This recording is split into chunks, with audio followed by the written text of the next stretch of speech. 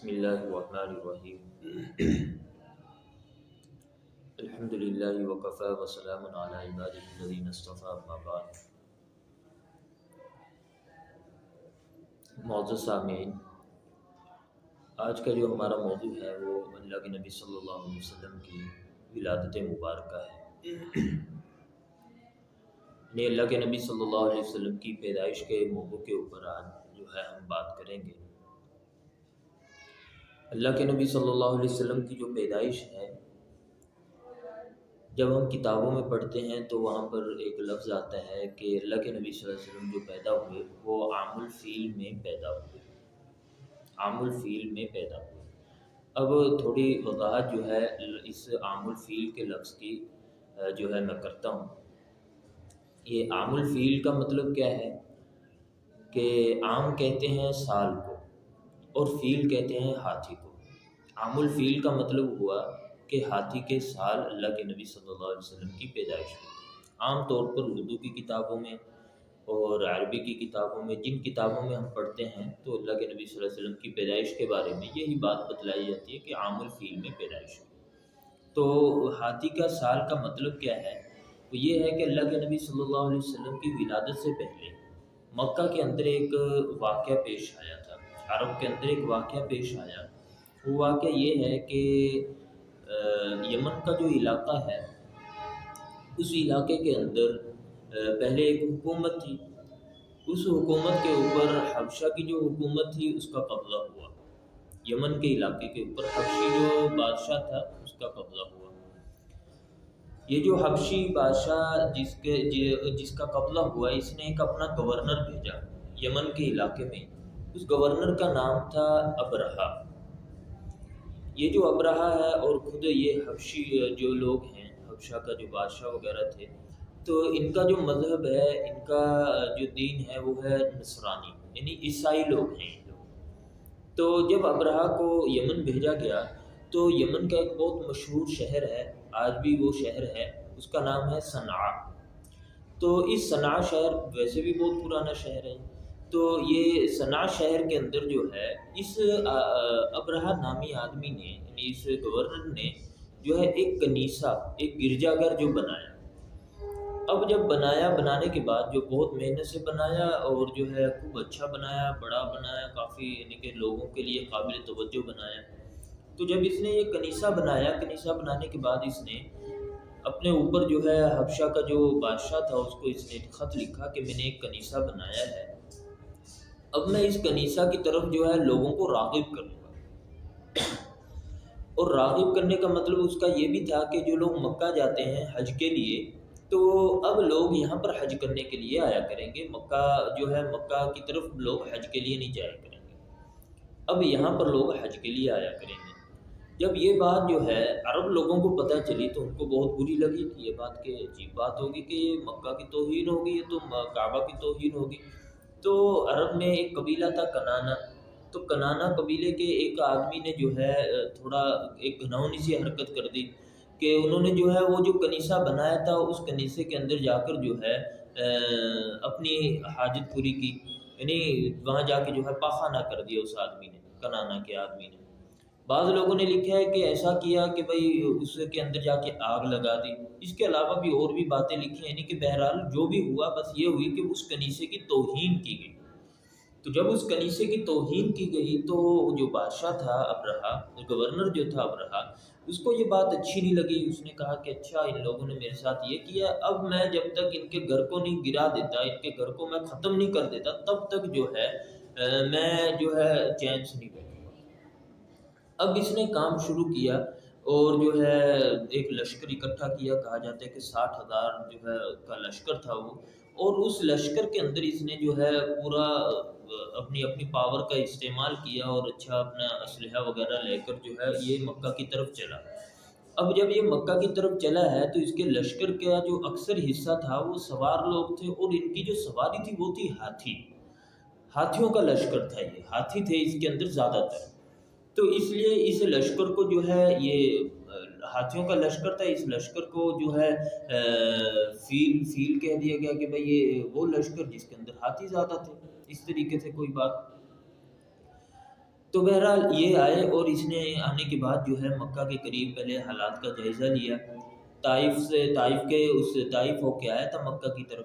تو حالات کا جائزہ لیا۔ حالات کا جائزہ لینے کے لیے اس نے جو ہے اپنے ایک آدمی کو، اسود نام کا آدمی تھا، آگے بھیجا کہ بھئی مکہ اور تہامہ وغیرہ کے علاقے میں جاؤ اور جا کے دیکھے اور صورتحال کیا ہے۔ یہ مکہ اور تہامہ کے علاقے میں گیا، جانے کے بعد جو ہے اس نے صورتحال دیکھی تو دیکھا کہ بھئی یہاں تو لوگوں کے اونٹ چل رہے ہیں، تو یہ اونٹوں وغیرہ کو، یہ جانور وغیرہ جو تھے، یعنی کہ مال مار وصول کر کے وہاں پر لوگوں کا مال لے کے آ گئے۔ جب یہ مال لے کے آیا تو جو یہ اونٹ جو ہے اٹھا کے لایا تھا، اونٹوں کو کھینچ کے لایا تھا، ان اونٹوں میں سے جو ہے جو قریش کے اس وقت کے سردار تھے عبد المطلب، یعنی اللہ کے نبی صلی اللہ علیہ وسلم کے دادا، ان کے بھی 200 اونٹ تھے۔ جب عبد المطلب کو یہ بات پتہ چلی کہ بھئی جو ہے میرے بھی 200 اونٹ جو ہے وہ ہانک کے لے گئے ہیں، تو انہوں نے کوشش کی کہ بھئی کسی نہ کسی طریقے سے ان سے ملا جائے۔ جب یہ اس کوشش میں تھے ان سے ملنے کی، تو اسی حال کے اندر جو بات یہ آ گئی کہ اس نے دوسرا آدمی بھیجا مکہ کی طرف کہ بھئی اہل مکہ کے جو سردار لوگ ہیں ان کو لے کے آؤ۔ اس کا نام، جو آدمی بھیجا تھا اس کا نام کتابوں میں حناطہ وغیرہ لکھا ہے، حناطہ نام لکھا ہے اس کا۔ تو جب وہ گئے، انہوں نے جا کے مکہ والوں سے بات کی، قریش سے بات کی کہ بھائی جو ہے ہمارے جو گورنر صاحب آئے ہیں وہ آپ سے، آپ کے سرداروں سے بات کرنا چاہ رہے ہیں۔ یہ جو گورنر تھا یہ مکہ کے قریب مغمس نامی جگہ کے اندر رکا ہوا تھا، مغمس نام ہے اس جگہ کا۔ تو وہاں جب گئے تو عبد المطلب کا نام آ گیا کہ بھائی عبد المطلب جا کے وہاں پر ان سے ملاقات کریں گے۔ عبد المطلب وہاں پر گئے، جانے کے بعد انہوں نے جو ہے حالات کا جائزہ لیا اور لشکر کی تعداد دیکھی کہ بھائی انہوں نے دیکھا کہ ہم اس لشکر سے لڑ نہیں سکتے۔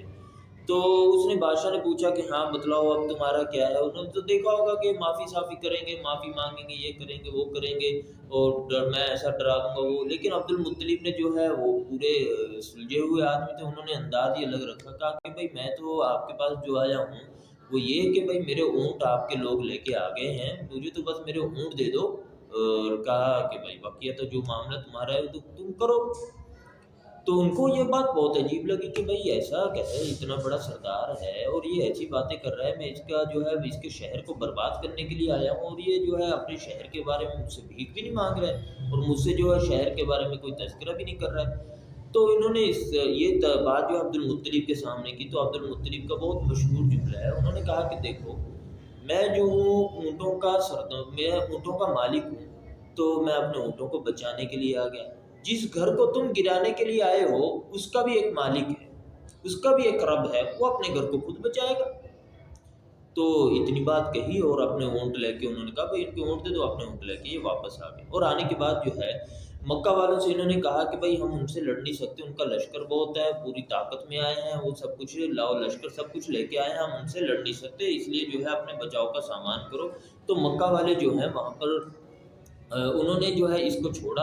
اور یعنی اپنی بستی کو چھوڑ کر وہ پہاڑوں میں جا کر بیٹھ گئے۔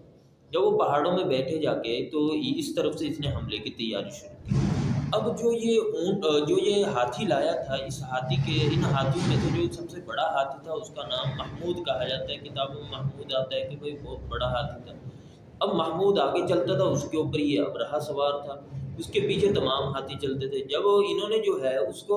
ہاتھی کو اٹھانا چاہا کہ بھئی یہ اٹھے اور چلیں ہم مکہ کی طرف جو ہے کعبہ کو منہدم کرنے کے لیے، تو وہ اٹھا ہی نہیں۔ انہوں نے اس کا رخ بدلا، یمن کی طرف کر دیا کہ یمن کی طرف جب اس کو منہ کر کے اٹھایا گیا تو وہ اٹھ کھڑا ہوا، شام کی طرف اس کا منہ کیا گیا تو کھڑا ہو جاتا ہے، پیچھے کی طرف کر دیتے ہیں تو کھڑا ہو جاتا ہے، لیکن جب اس کو کعبہ کی طرف رخ کر کے اس کو اٹھایا جاتا ہے تو وہ کھڑا ہی نہیں ہوتا ہے۔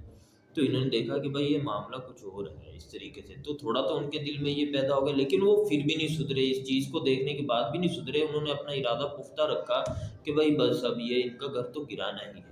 تو جب جو ہے اللہ تعالیٰ کی طرف سے بھی آیا کہ ان کو نشانی دکھانے کے باوجود بھی یہ لوگ نہیں سدھر رہے ہیں، تو ان کے اوپر عذاب نازل ہوا، ابابیل پرندے کا عذاب، جو کہ ہماری جو ہے صورت ہے پوری قرآن کے اندر، سورہ الم تر کیف فعل ربک باصحاب الفیل، کہ یہ جو فیل والے یعنی ہاتھیوں والے جو لوگ تھے، کیا تم ان کے ساتھ دیکھتے نہیں ہو کہ تمہارے رب نے کیا کیا؟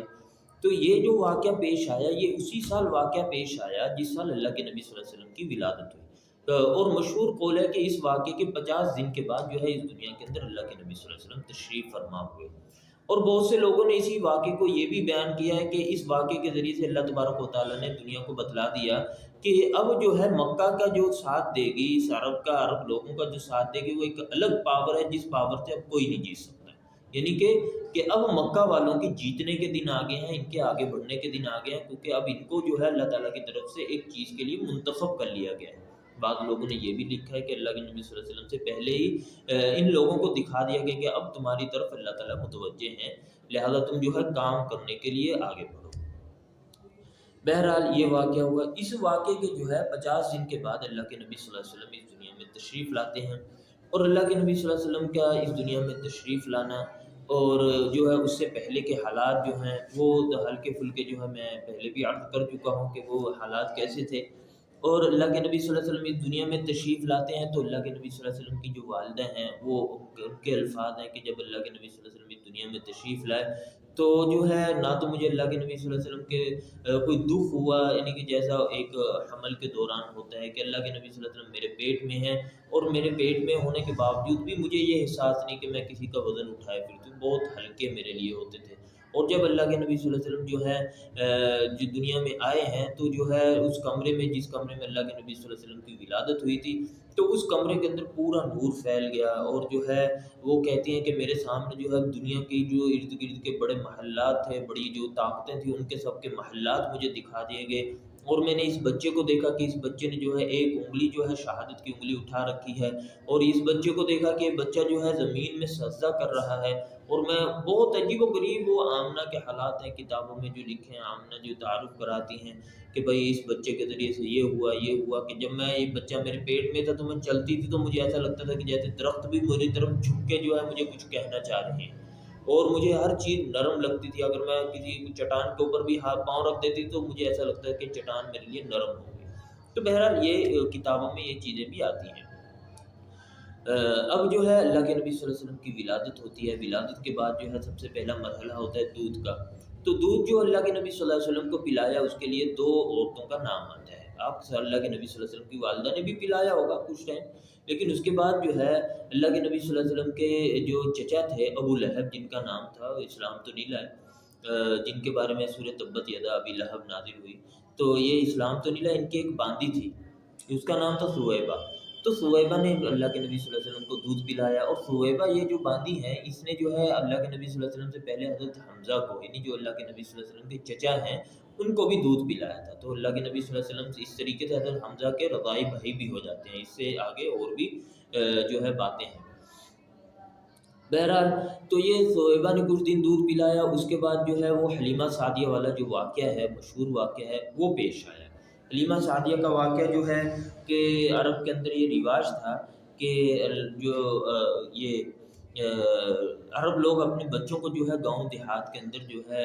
اس کے لیے بھیجا کرتے تھے دودھ پینے کے لیے، کیونکہ گاؤں کی آب و ہوا بھی اچھی ہوتی ہے، دیہات کی آب و ہوا بھی اچھی ہوتی ہے، تو بچہ وہاں پر اچھی پرورش پاتا ہے، جسمانی طور سے بھی بچہ اچھا ہوتا ہے۔ اور جو گاؤں والے ہوتے ہیں ان کے یہاں جو ہے ان کی جو زبان ہوتی ہے، ان کی جو بھاشا ہوتی ہے وہ بھی تھوڑی صاف ہوتی ہے، کیونکہ شہروں کی جو بھاشائیں ہوتی ہیں اس کے اندر جو ہے عام طور سے ملاوٹ ہوتی ہے دوسری ادھر ادھر کی چیزوں کی، لیکن جو گاؤں کی چیزیں ہوتی ہیں اس کے اندر ان چیزوں کی ملاوٹ نہیں ہوتی۔ تو جب بچہ کسی گاؤں میں رہے گا تو اس کی صحت بھی اچھی ہوگی، اور جو ہے اس کی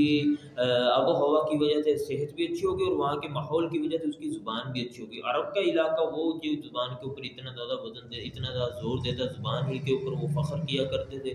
تو یہ لوگ تو خاص طور سے اپنے بچوں کی زبان کو اچھا بنانے کے لیے یہ لوگوں اپنے بچوں کو جو ہے دوسرے دیہات میں بھیج دیا کرتے تھے، عورتوں کے پاس، وہ عورتیں لے کے جاتی تھیں ان کے بچوں کو۔ اب یہ حلیمہ سعدیہ کا کیا واقعہ ہے اس کو انشاءاللہ آئندہ ہفتے عرض کیا جائے گا۔ ربنا تقبل منا انک انت السمیع العلیم۔